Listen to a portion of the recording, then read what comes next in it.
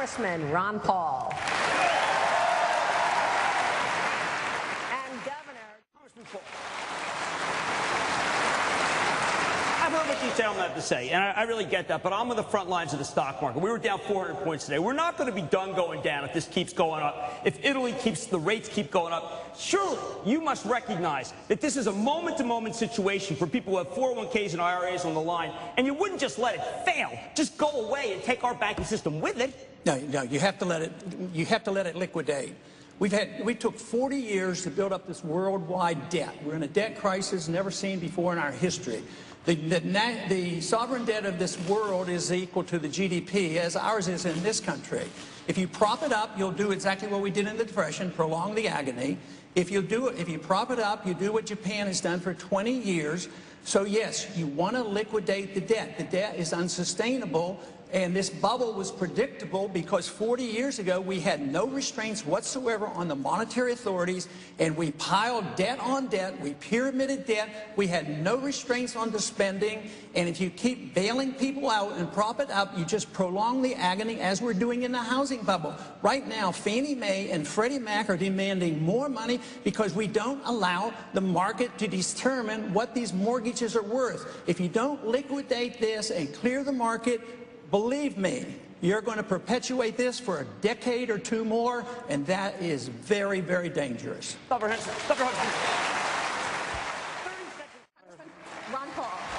you have said you want to close down agencies. Tell us about your tax plan as well as closing agencies, federal agencies. Where do those jobs go? Well, eventually they go into the private sector. They don't all leave immediately when the plan goes into the effect. But what my plan does is it addresses taxes in a little different way. We're talking about the tax code, but that's the consequence, that's the symptom. The disease is spending. Every time you spend, spending is a tax. We tax the people, we borrow, and then we print the money, and the prices go up, and that is a tax. So you have to address the subject of spending. That is the tax. That is the reason I go after the spending. I propose in the first year, cut $1 trillion out of the budget in 5 departments.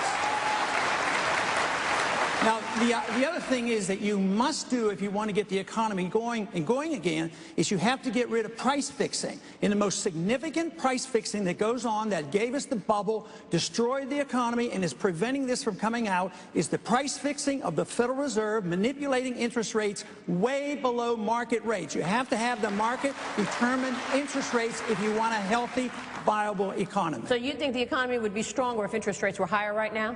You would have more incentive. You would take care of the elderly. They get cheated. They get nothing for their CDs. Why cheat them and give the banks loans at 0%, and then they loan it back to the government at 3%? They're ripping us off at the expense of those on fixed incomes and the retirees. Even though higher interest rates would make it much more expensive to borrow mortgages, borrow. Well, what you want is the market to determine this. Whoever thought that one person, the Federal Reserve Board chairman, knows what the money supply should be? Just in the past 6 months, M1 has gone up at the rate of 30%. That spells inflation, that spells lower standard of living and higher prices, and watch out, they're coming. Yep.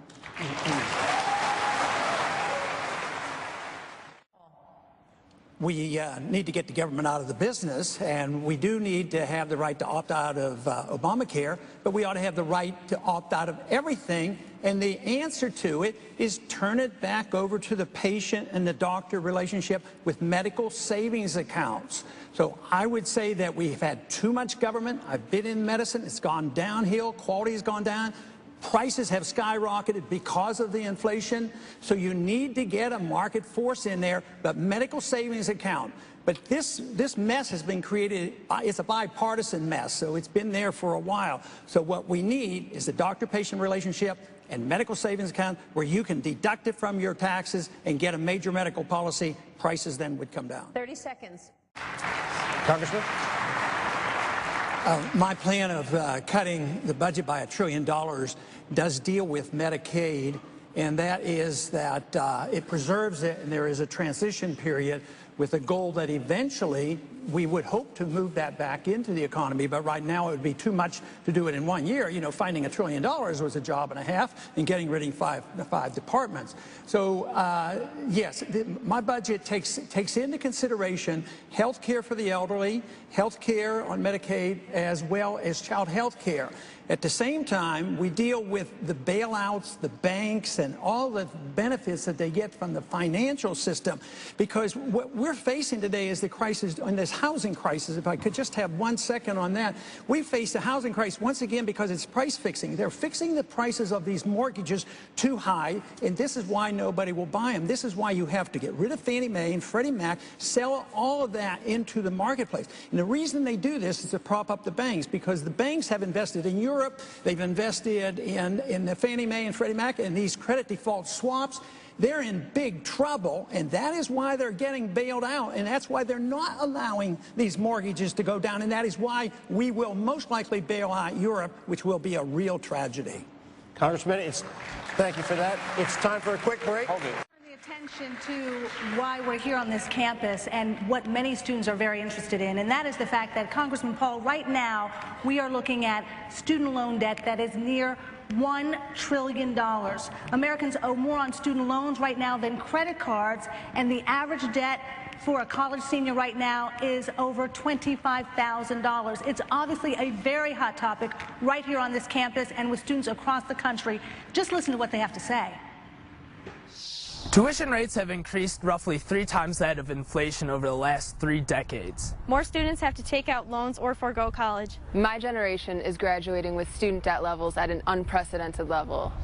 So, Congressman Paul, you've already talked about the fact that you want to get rid of the Department of Education. You've said that you want to get rid of federal student loans. So how would you make college more accessible, more affordable for these students and students around the country? Well, I think you proved that the policy of student loans is a total failure. I mean, $1 trillion of debt, and it's going to be dumped on the taxpayer. And what have they gotten? A poorer education, and costs that have skyrocketed because of inflation, and they don't have jobs. There's nothing more dramatically failing than that program. So, no, there is no authority in the Constitution for the federal government to be dealing with education. We should get rid of the loan programs. We should get rid of the Department of Education and give tax credits if you have to help people. But the inflation is the big problem. 3 times the rate that the government admits inflation is, and that is natural and normal. When governments inflate the currency, it goes in the areas that the government gets involved in. Housing, high prices go. Stock market, skyrocketing prices. Medical care, skyrocketing. Education. How do they pay for it? How do they now pay for college if they're not? The way you pay for cell phones and computers. You have the marketplace there. There's competition. Quality goes up, the price goes down. Can you imagine what it would have been like if the Department of Homeland Security was in charge of finding one person or one company to make the cell phones?